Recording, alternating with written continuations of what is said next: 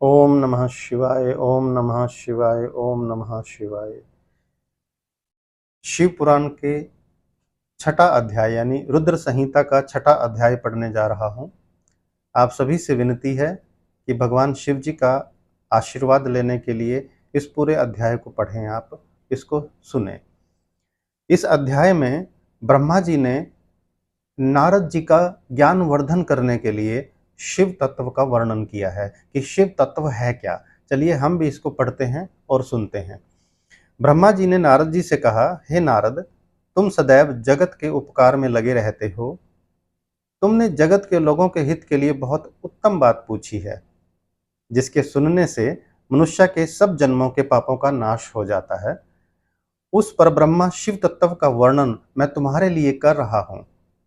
शिव तत्व का स्वरूप बहुत सुंदर और अद्भुत है। जिस समय महाप्रलय आई थी और पूरा संसार नष्ट हो गया था और चारों तरफ सिर्फ अंधकार ही अंधकार था, आकाश व ब्रह्मांड तारों व ग्रहों से रहित होकर अंधकार में डूब गए थे। सूर्य और चंद्रमा दिखाई देने बंद हो गए थे। सभी ग्रहों और नक्षत्रों का कहीं पता नहीं चल रहा था। दिन रात अग्नि जल कुछ भी नहीं था। प्रधान आकाश और अन्य तेज भी शून्य हो गए थे। शब्द, स्पर्श, गंध, रूप, रस का अभाव हो गया था। सत्य असत्य का सब कुछ खत्म हो गया था। तब सिर्फ सत्य ही बचा था। उस तत्व को मुनिजन एवं योगी अपने हृदय के भीतर ही देख पाते थे। वाणी, नाम, रूप, रंग आदि की वहां तक पहुंच नहीं थी। उस परब्रह्मा के विषय में ज्ञान और अज्ञान से किए गए संबोधन के द्वारा कुछ समय बाद अर्थात सृष्टि का समय आने पर एक से अनेक होने के संकल्प का उदय हुआ।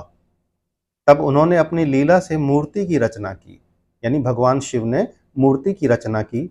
वह मूर्ति संपूर्ण ऐश्वर्य तथा गुणों से युक्त, संपन्न, सर्वज्ञानमयी एवं सब कुछ प्रदान करने वाली है। यही सदा शिव की मूर्ति है। सभी पंडित विद्वान इसी प्राचीन मूर्ति को ईश्वर कहते हैं। उसने अपने शरीर से स्वच्छ शरीर वाली एवं स्वरूप भूता शक्ति की रचना की।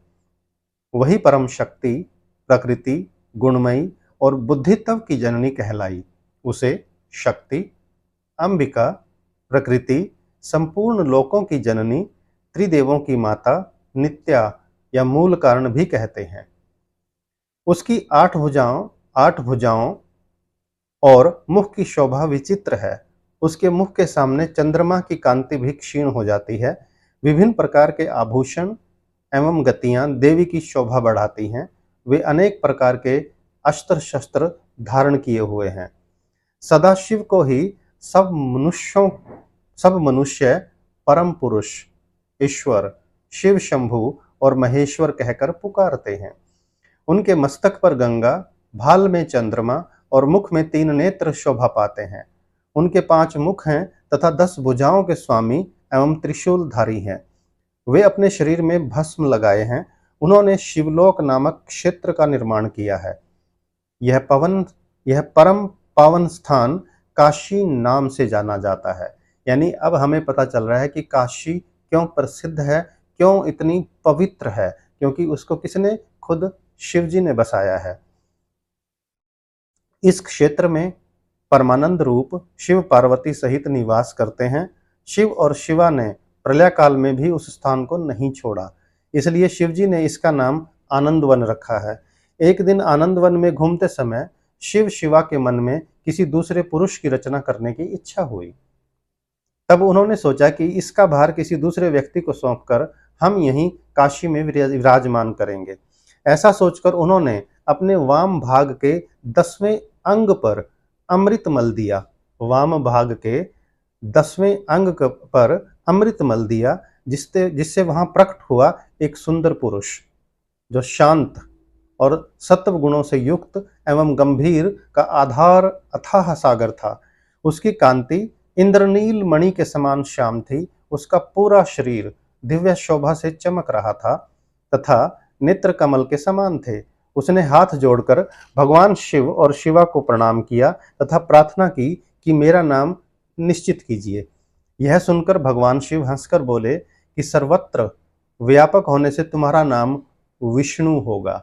यानी शिव पुराण में हमें पता चलता है, देखिए इस अध्याय में, कि विष्णु जी का जन्म कैसे हुआ, उनकी उत्पत्ति कैसे हुई, शिव भगवान की कृपा से।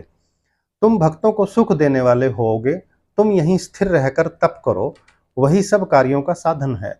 ऐसा कहकर शिव जी ने उन्हें ज्ञान प्रदान किया और वहां से अंतर्ध्यान हो गए।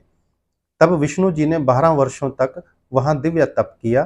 तपस्या के कारण उनके शरीर से अनेक जलधाराएं निकलने लगी। उस जलधारा से सारा सूना आकाश व्याप्त हो गया। वह ब्रह्मा रूप जल अपने स्पर्श मात्र से पापों का नाश करने वाला था। उस जल में भगवान विष्णु ने स्वयं शयन किया। नार तथा जल में निवास करने के कारण ही, यानी क्योंकि वो जल में निवास करते थे, इस कारण ही उनका नाम वो नारायण कहलाए। तभी से उन महात्मा से सब तत्वों की उत्पत्ति हुई। पहले प्रकृति से महान और उसके 3 गुण उत्पन्न हुए, उनसे अहंकार उत्पन्न हुआ, उससे शब्द, स्पर्श, रूप, रस, गंध एवं 5 भूत प्रकट हुए। उनसे ज्ञानेंद्रियां एवं कर्मेंद्रियां बनी। उस समय एकाकार 24 तत्व प्रकृति से प्रकट हुए और उनको ग्रहण करके परम पुरुष नारायण भगवान शिव जी की इच्छा से जल में सो गए। तो दोस्तों, हमने सुना, समझा और पढ़ा इस अध्याय में शिव तत्व का वर्णन कितनी खूबसूरती से किया है। ब्रह्मा जी ने नारद जी को सुनाया है और इसमें यह भी बताया गया कि विष्णु जी की कैसे प्रकट हुए और उनका नाम नारायण कैसे पड़ा। अगले अध्याय में हम लोग समझेंगे, पढ़ेंगे और सुनेंगे कि कैसे ब्रह्मा जी और विष्णु जी में विवाद हो गया था और फिर इस विवाद का शिव जी ने कैसे समाधान किया। हर हर महादेव, हर हर महादेव, हर हर महादेव।